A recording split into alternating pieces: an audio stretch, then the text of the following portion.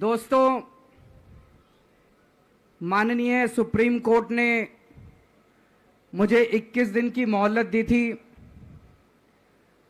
मैं तहे दिल से सुप्रीम कोर्ट का शुक्रिया अदा करना चाहता हूं, बहुत बहुत। उन्होंने चुनाव प्रचार करने के लिए मुझे ये मोहलत दी थी।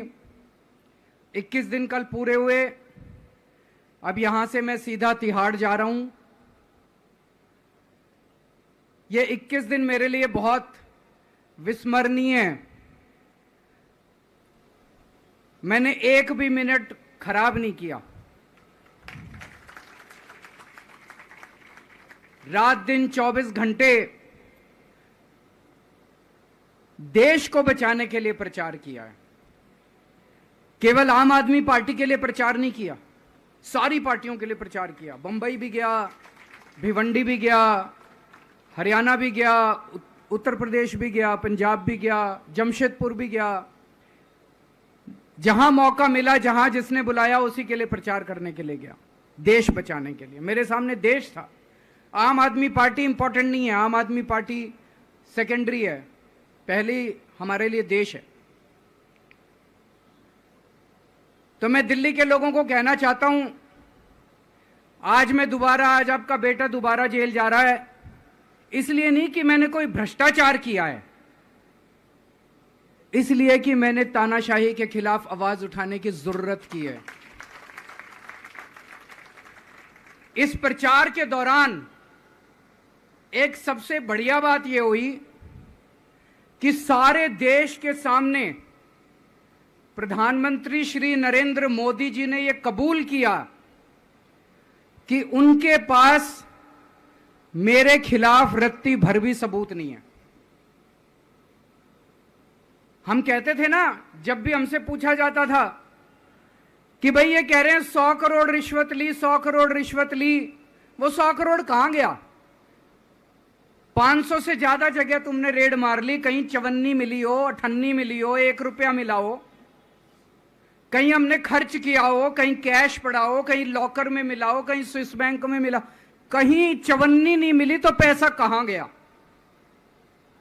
तो एक टीवी चैनल के इंटरव्यू में उस टीवी वाले ने मोदी जी से पूछा कि प्रधानमंत्री जी, ये केजरीवाल चारों तरफ कहता घूम रहा है कि आपके पास उसके खिलाफ कोई सबूत नहीं है, आपके पास उसके खिलाफ कोई रिकवरी नहीं है, फिर आपने उसको गिरफ्तार कैसे कर रखा है?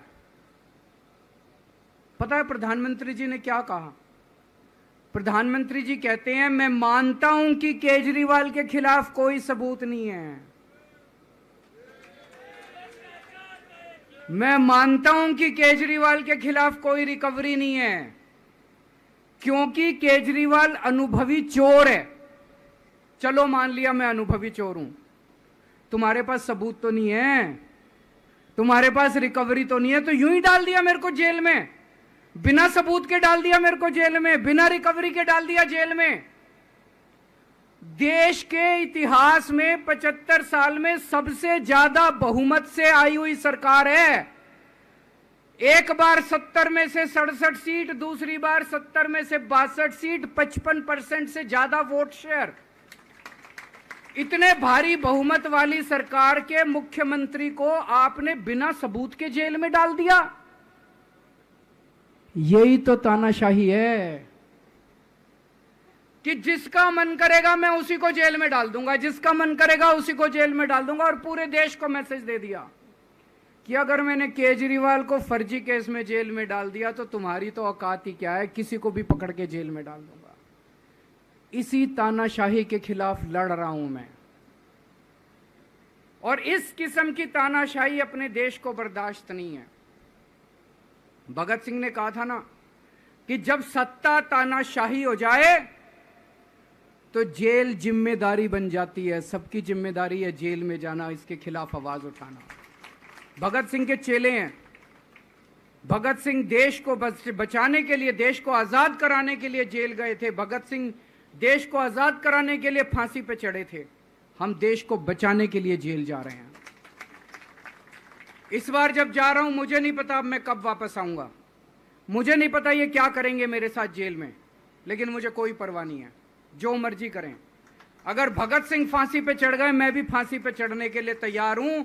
मेरे शरीर का एक एक कतरा इस देश के लिए है, मेरे शरीर के खून की एक एक बूंद इस देश के लिए है, मेरे जीवन का एक एक पल देश के लिए है।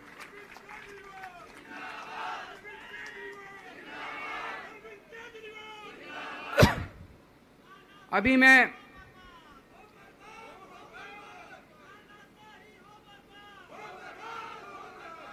अभी राजघाट गया था सभी साथियों के साथ। महात्मा गांधी की समाधि पे हम लोगों ने श्रद्धांजलि दी। गांधी जी ने इस हमारे देश से तानाशाही का अंत किया था, वो हमारे लिए प्रेरणा स्रोत हैं। उसके बाद हम कनॉट प्लेस गए, हनुमान मंदिर, वहाँ पे हमने हनुमान जी के मंदिर में जाके हनुमान जी का आशीर्वाद लिया। 4 तारीख को भी मंगलवार है, भली करेंगे बजरंग बली, करेंगे कि नहीं करेंगे? बोल बजरंग बली की। इनका नाश करेंगे, तानाशाहों का नाश करेंगे। अपने को किसी व्यक्ति विशेष से अपनी कोई दुश्मनी नहीं है, अपनी दुश्मनी तानाशाही से है। तानाशाही बर्दाश्त नहीं है अपने को। तो 4 तारीख को भी मंगलवार है और बजरंग बली का मेरे ऊपर, पार्टी के ऊपर बहुत आशीर्वाद है, देश के ऊपर बहुत आशीर्वाद है। मैं प्रार्थना करने गया था बजरंग बली को कि हे बजरंग बली, मेरे देश को बचा लो। अभी कल एग्जिट पोल आए हैं, मेरे से लिखवा लो, सारे एग्जिट पोल फर्जी हैं, बिल्कुल फर्जी हैं। एक एग्जिट पोल वाले ने राजस्थान में टोटल 25 सीट है, उसमें 25 में से 33 दे दिए उन्होंने बीजेपी को। ऊपर से आया होगा भाई बीजेपी को ज्यादा देने हैं, तो उसने कहा मोदी जी क्या याद रखोगे आप भी, आपको 25 में से 33 दे दिए। तो पूरा का पूरा फर्जी है, पूरा एग्जिट पोल फर्जी है। लेकिन असली मुद्दा ये है, इनको गिनती से 3 दिन पहले फर्जी एग्जिट पोल कराने की क्या जरूरत थी, ये समझने वाली बात है। मेरे को भी समझ नहीं आया। कई सारे लोगों की कई सारी बातें चल रही हैं। एक ये चल रहा है कि इन्होंने मशीनों का घोटाला कर दिया, लेकिन मैंने संदीप पाठक को भी बोला है और मैं सारे इंडिया गठबंधन की पार्टियों को बोलना चाहता हूं, अपने अपने काउंटिंग एजेंट को बोल दो, पूरी तरह से सतर्क रहे। आखिरी तक अगर हार भी रहे हैं तब भी उठ के ना आए। कई बार क्या होता है, 1 राउंड में, 2 राउंड में, 3 राउंड में हार गए तो उठ के चले जाते हैं। उठ के नहीं जाना। सबसे लास्ट में रैंडम जितने बूथ होते हैं, ईवीएम मशीन होती है, उसकी पर्चियां पड़ती हैं। उन पर्चियों में से 5% पर्चियां उठाई जाती हैं। उन 5% ईवीएम की मैचिंग वीवीपैट की स्लिप से कराई जाती है। वीवीपैट पे जो स्लिप है उसकी काउंटिंग होती है, जैसे बैलेट पेपर की काउंटिंग होती थी, और उसकी काउंटिंग और ईवीएम की चेकिंग होती है दोनों की। एक भी मशीन अगर मैच ना करे तो वहां चुनाव रद्द कर दिया जाता है। तो अगर आपने ये चेकिंग कर ली वहां पे, तो इसका मतलब फिर ईवीएम का घोटाला हम बचा सकते हैं। फिर ईवीएम के घोटाला अगर कर रखा इन्होंने तो हम उसको एक्सपोज कर सकते हैं। तो सब लोगों ने लास्ट तक रुक के, आपका कैंडिडेट हार भी रहा है तब भी आखिरी तक रुक के आपको ये ईवीएम की चेकिंग करा के आनी है, ईवीएम और वीवीपैट की मैचिंग करा के आनी है।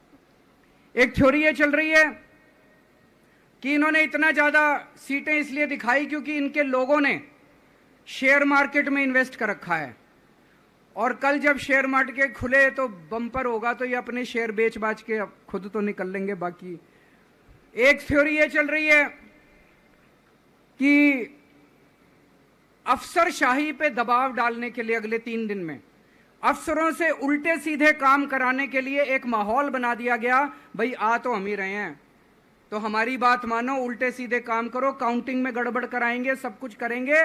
लेकिन फिर से मैं कह रहा हूं, अपने को, अपने काउंटिंग एजेंट, एआरओ, सब आरओ, सब लोगों को अपने को ट्रेन करके भेजना है और अपने को चौकन्ना रहना है।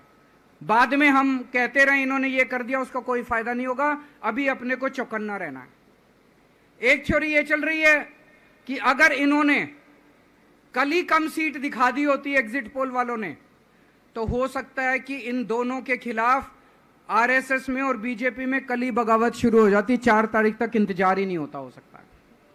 तो कई सारी थ्योरी चल रही हैं, लेकिन अपने को सतर्क रहना है, चौकन्ना रहना है। मेरा अपना मानना है कि 4 तारीख को इनकी सरकार नहीं बन रही है। ये एग्जिट पोल से घबराने की जरूरत ही नहीं है, माइंड गेम है इनका, माइंड गेम खेल रहे हैं। आपको डिस्करेज करने के लिए, डिप्रेशन में डालने के लिए बिल्कुल नहीं जाना।